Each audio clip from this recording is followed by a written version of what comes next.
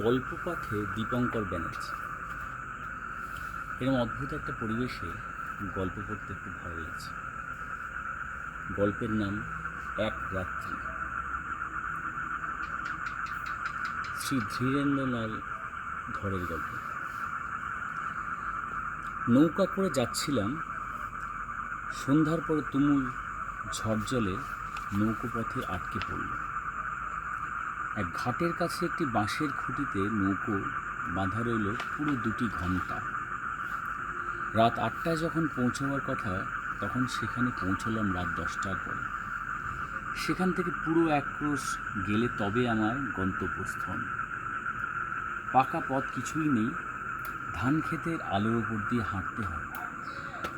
রাতে সে পথ দিয়ে যেতে ভরসা পেলাম না। তার উপর আকাশে তখনও মেঘ ছিল। ঘাটের পাশেই একটি খাবারের দোকান থেকে কিছু খেয়ে নিলাম। আজকে রাতটা এখানে থাকার কোনো ব্যবস্থা হবে? দোকানিকে জিজ্ঞেস করলাম। দোকানি বলল, না মশাই, পরপর এই অঞ্চলে কয়েকটা ডাকাতি হয়ে গেছে, সেই জন্য দারোগাবাবুর কড়া হুকুম আছে বাইরে কোনো লোককে যেন এখানে থাকতে দেওয়া না হয়। আপনি দয়া করে থানা যান, ওখানে বারান্দায় শোয়ার জায়গা আছে। থানা কত দূর?